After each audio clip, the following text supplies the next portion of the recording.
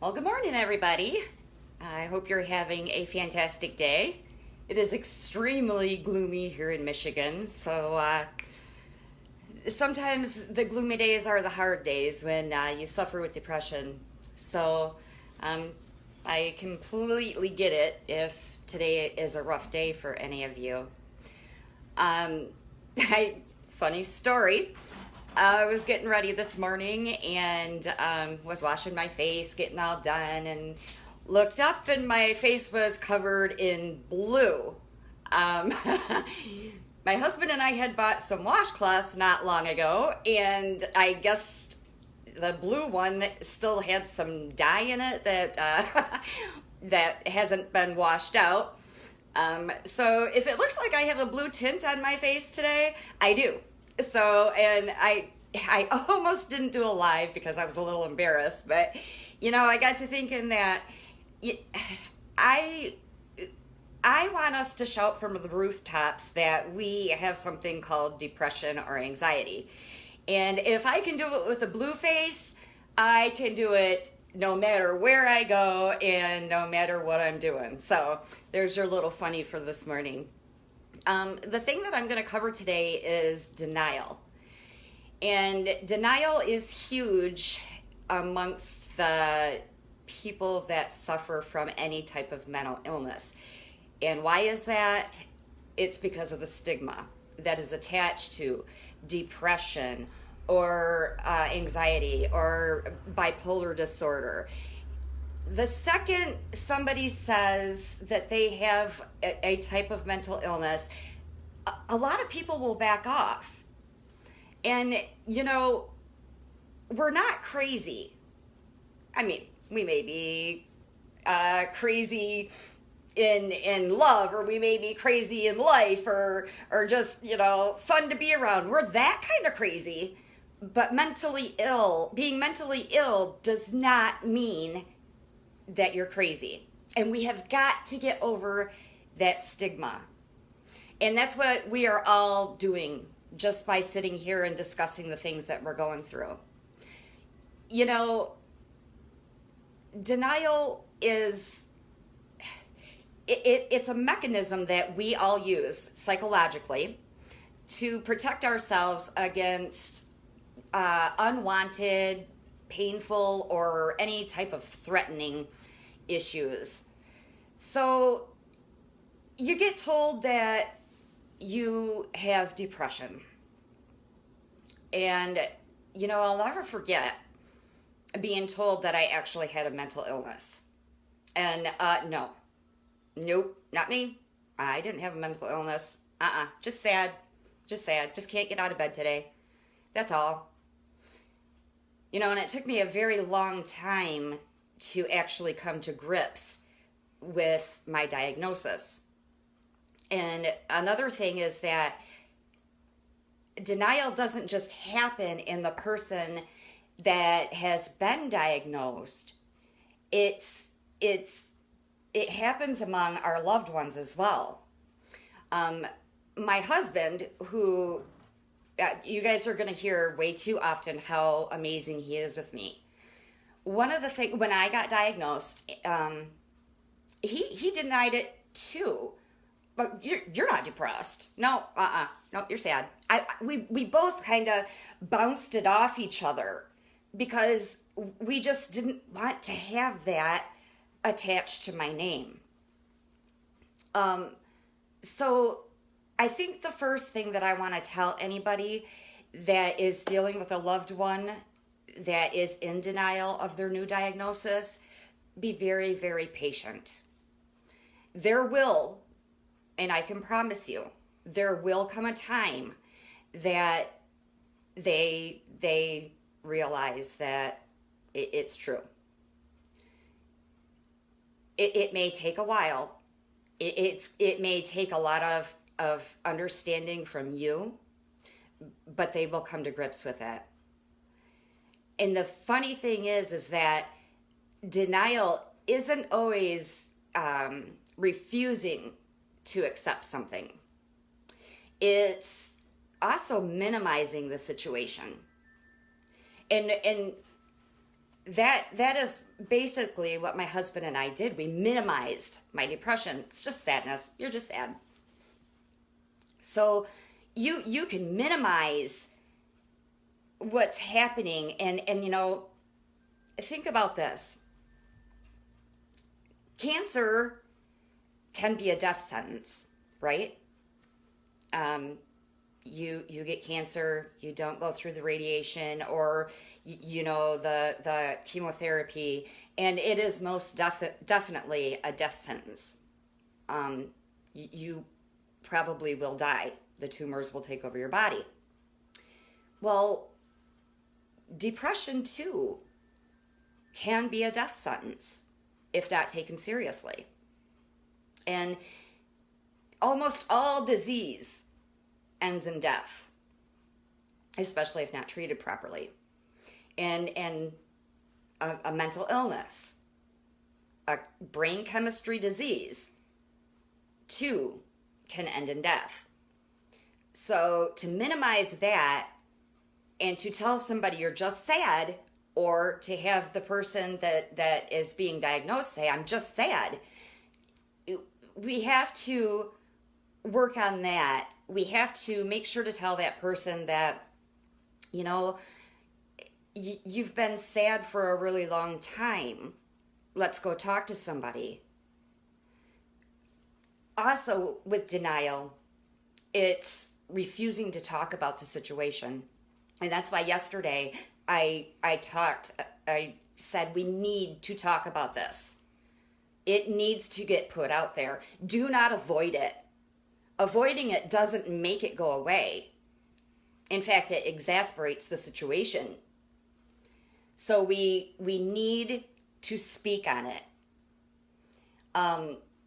If you're a praying person, pray on it. Use the words. If you're praying, Dear Heavenly Father, please be with my daughter who is suffering from depression. Use the words. Depression is not a bad word. Anxiety is not a bad word. You know, Hollywood has kind of, not so much lately, but in years past, exactly, Tom, it is okay to have depression. And treatment does work. It does work. I am living proof of that. But Hollywood has kind of made movies out of crazy people. I don't know if anybody has ever seen Fight Club. It's a really good movie. I loved it until I realized that it was about a mental illness. A guy was seeing a guy that wasn't there. It kind of gave light to the situation, and it took something that can be bad, and I don't know. I don't even know how I want to address that situation. But Hollywood has put that stigma back into depression. You know, way back in days, actually not way back, probably 50 or so years ago, the mental institutions were filled with people that had depression, and it was called melancholia. You know, you don't need to be put into a psych, and I don't want to say psych ward because sometimes, you know, we do need to go there, but in a psych hospital for days on end for depression. They didn't treat it back then.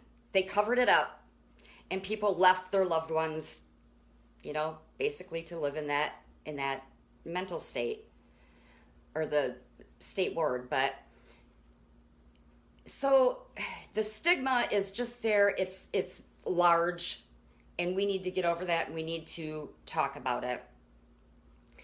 And people will deny that they have a mental illness to protect their job. Imagine if the boss finds out that I'm depressed and can't get out of bed. What is he going to think about me? And, you know, so they'll deny it there. They'll deny it because of their image. You know, before I started doing videos, and I mean, I did write about it on Facebook, but not many of you would know that this is such an issue in my home. You wouldn't know that my husband and I speak about my depression a lot. So why didn't I come out and tell everybody that I suffer from depression? Because I wanted to protect my image. I didn't want you to know that there were days that I didn't brush my hair or brush my teeth. That I had days that I didn't get dressed. That I had weeks that I laid in bed. I wanted to protect my image. I could be happy on Facebook 24/7 and to protect my image. So when somebody is in denial, they're not in denial to be an asshole. They're not in denial to make your life miserable. They're in denial because they are coming to grips with the diagnosis. They're in denial because they don't want anybody to know. They're in denial because if I go get treatment, then somebody will know. They're in denial because what are you going to think about me? They're in denial to protect their heart. When you're depressed, you hurt. You hurt in ways that the normal everyday person wouldn't even be able to fathom. So,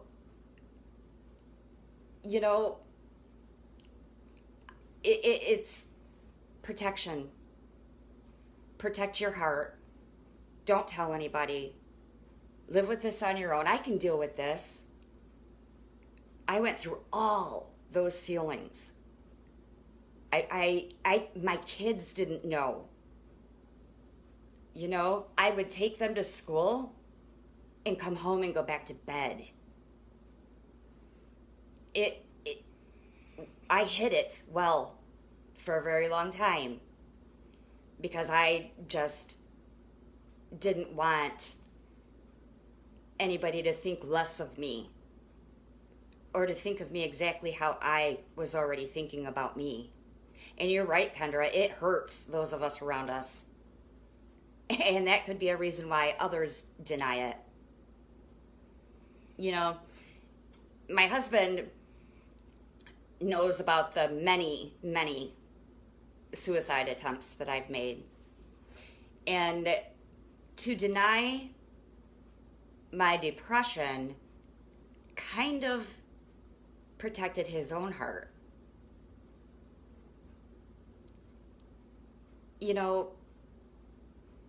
The thing is that men deny depression way more than women do. Why? Because it's not manly to feel things. It's not manly to hurt. It's not manly to cry. It's not manly to not get out of bed. Screw that. I am so sick of it's not manly to have a mental illness. Because it is. It is. This disease does not.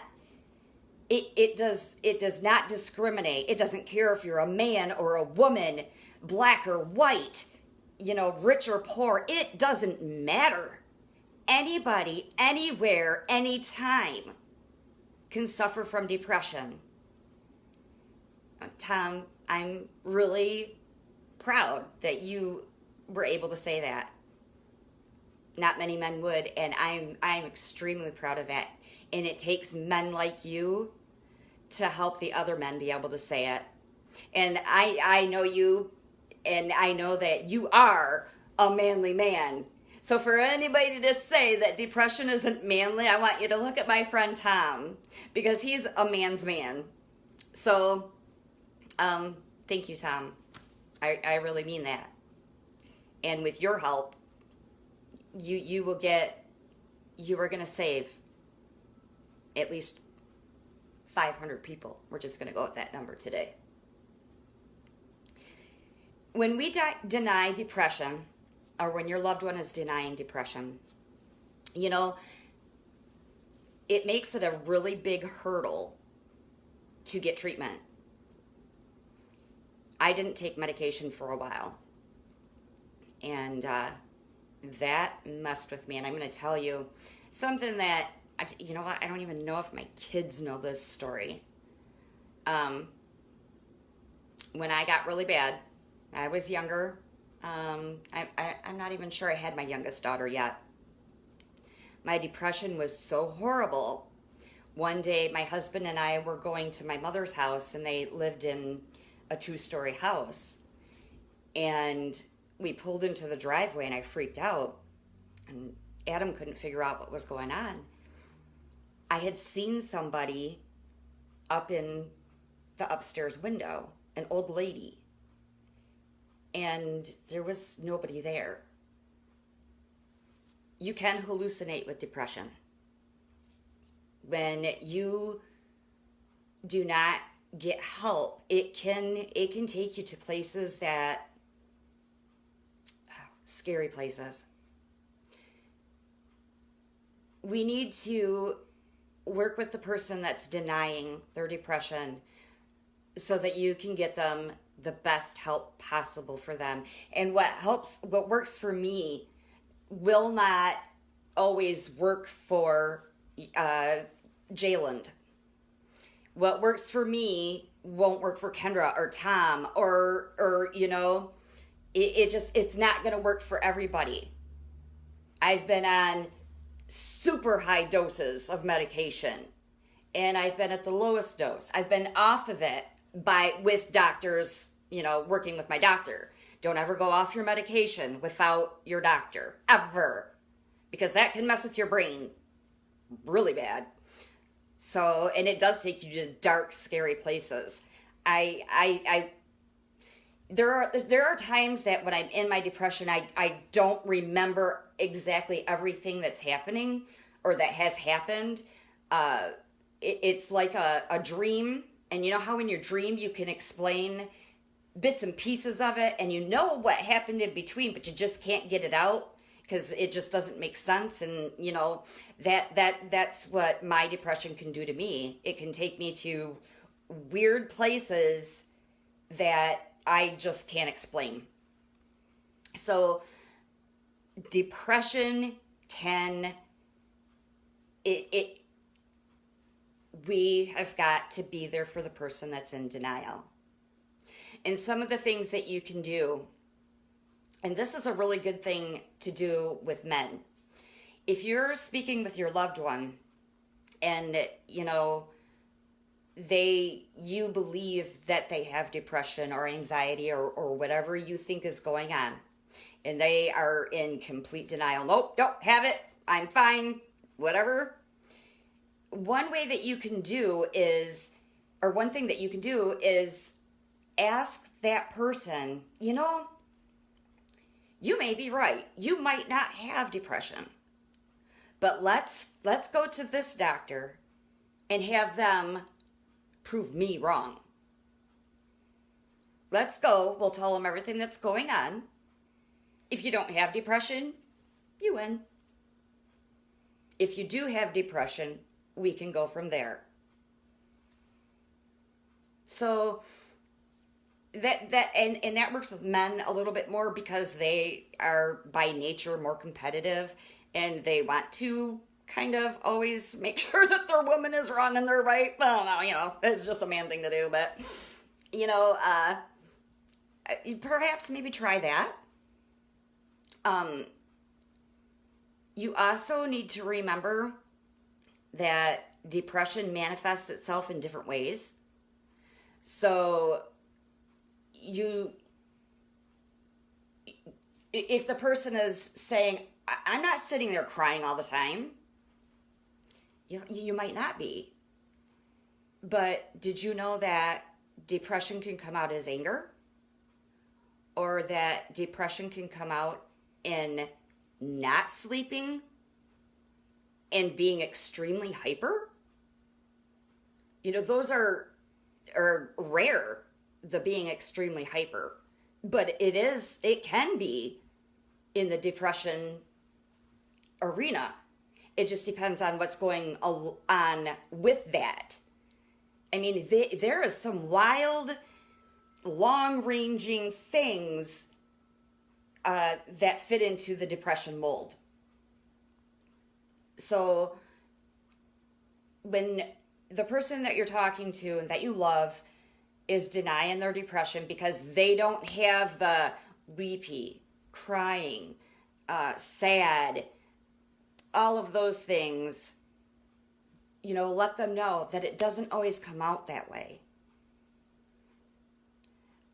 No, not entirely, Kendra. Manic depression is when a person goes in cycles and they're depressed, really depressed. I mean, I'm talking you're down here. And then you come up and you kind of level out for a little bit, or you go right into a mania. But mania it's if you can't stop cleaning, hi Terry, if you can't stop, if you've been up for 3 days, you could be in a mania if you haven't taken drugs. But mania is just, there's a difference between being manic depressive or bipolar than just having depression. And Tom, that is huge. The physical pain, definitely. If you are talking with somebody and they talk about always being in pain all the time, nonstop, and they cannot find anything that's wrong, you just may suffering from depression. And that's really big right now because of the chronic pain thing. So, I mean, you got to be really careful when it comes to that. No matter what you're going through, you should see a doctor. So, what we need to do is just, like I said earlier, be patient. And then without blaming the person for having depression or what they're doing or whatever, you could look at the person and say, I think we may need to look at going to see a doctor. I've noticed that blah, blah, blah. I've noticed that, you've been sleeping a lot. And I think we may need to figure out what's going on. I've noticed that you've detached yourself from the world. You're not crocheting on your blanket like you usually do. Maybe we should find out what's happening. We can take care of this together. And always use we can do this together. I believe in you. I can't say I understand what you're going through, but I will be there for whatever you're going through. Never, ever, ever, ever do you're depressed again? Great. It's going to ruin our weekend plans. Great. We were supposed to go on vacation. We're not going to be able to go. Is this how you're going to be the whole time? Don't blame a person for a disease that they cannot control. But you can let that person know that through trial and error and through talking and through love, what you're going through right now can be so much better.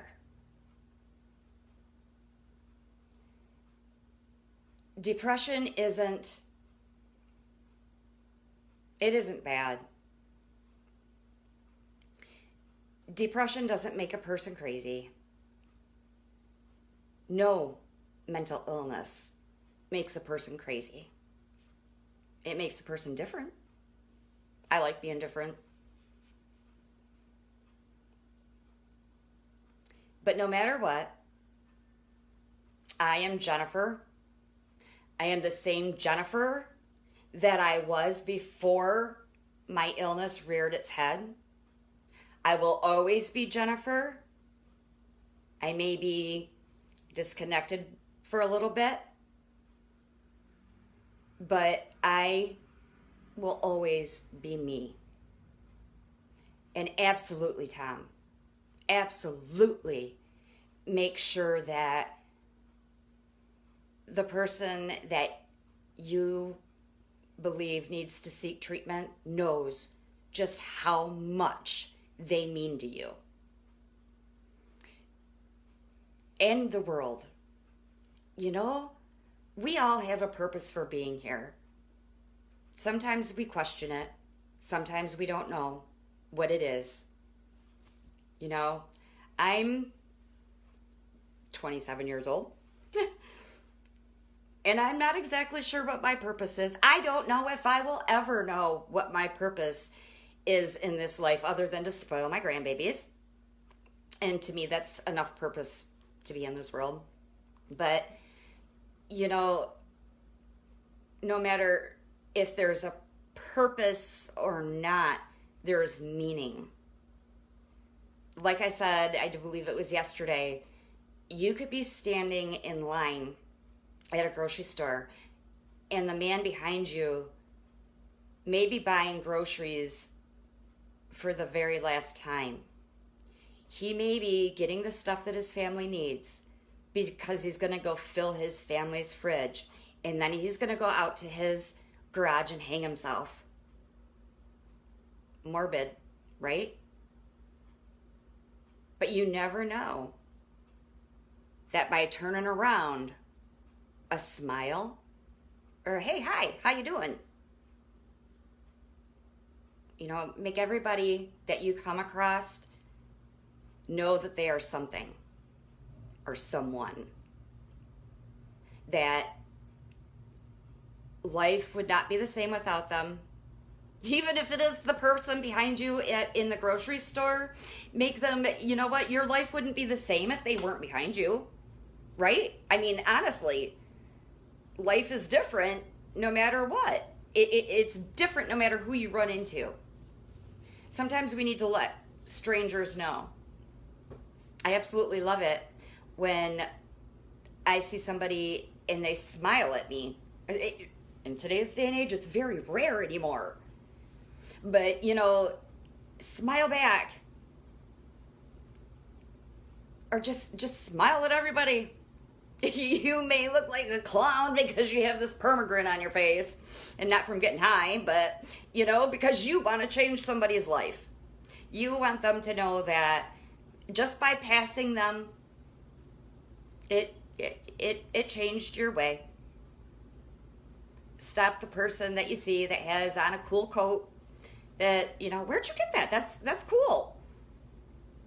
Just make everybody around you, just let them know that they're worth something, whether you know them or not. You know, I'm not saying go out there and be freaky and, you know, whatever. Exactly, Tom. Exactly. And I don't know how many times that my life was changed off of something that some stranger had said to me. Or even my daughters on bad days. I have one of those faces and one of those voices that I kind of, most people know when something's the matter with me. I try to hide it, but, you know, even my daughters letting me know that they love me. Super simple. My dog wagging her tail at me right now. So that's what you hear. So, back to those that are in denial. Just be patient. I cannot stress that enough. Just be there for them. Go through the good and go through the bad. If it's your child, you brought them into this world, and you are responsible for them. I don't care if they're 30. I don't care if they're 2. Your job, I must be having a really good point because my dog keeps wagging her tail. But your job is to make sure that they're going to be okay. And it sucks. Trust me, I'm in a unique situation because I suffer from depression, and some people that I love suffer from depression. And to be honest with you, being on the side of the person that is watching somebody else go through an episode is the hardest spot to be in. So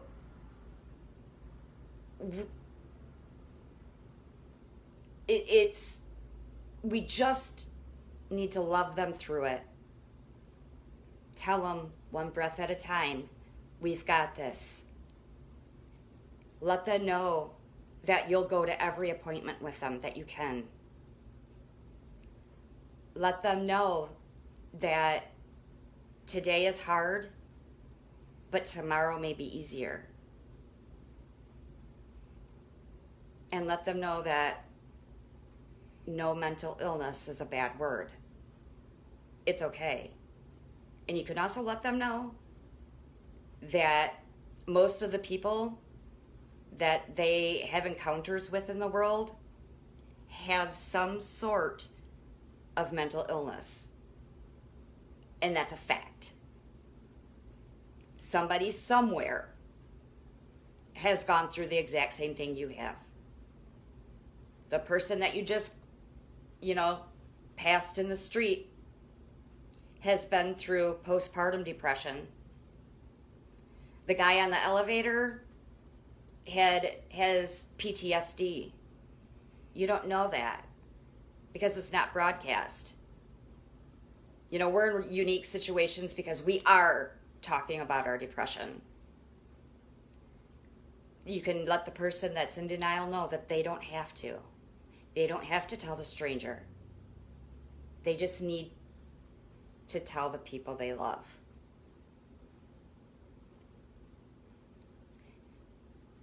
If you have somebody that's in denial, love them through it.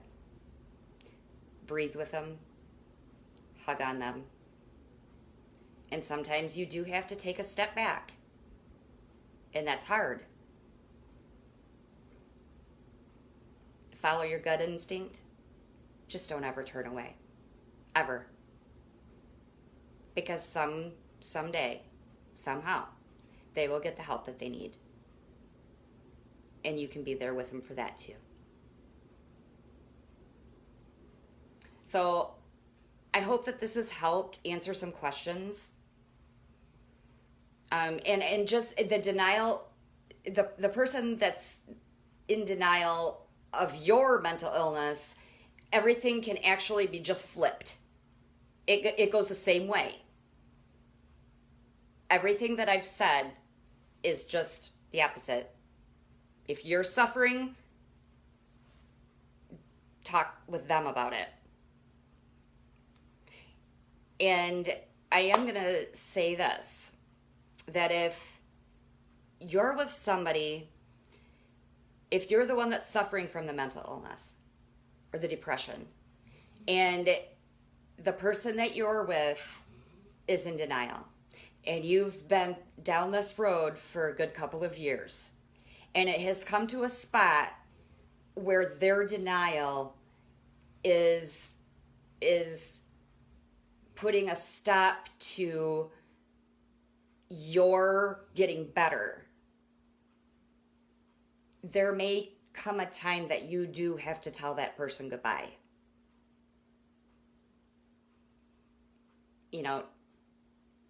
Do everything that you can to not have to do that. But that could happen. I just need you to know that. But it's so that you get better. Sometimes you have to take care of you instead of the person that is denying that you're sick. I am going to have my husband on soon, and we will cover some of this from his point of view. So, like I said, I'm going to do that on a Sunday. I'm going to pick the time. I'm not exactly sure.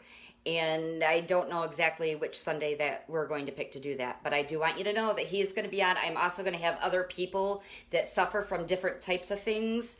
And we're going to bring them on and discuss things with them. If you have anything that you ever want me to cover, just go ahead and either you can send me a message through the page, or you can actually put it on any post. It doesn't matter. Just get a hold of me. I promise you I will get to that. So we've got this, you guys. And if you're in Michigan, you're going to have to make your own sunshine today. So be the sunshine. And just don't you dare ever, ever, ever forget that your story isn't over.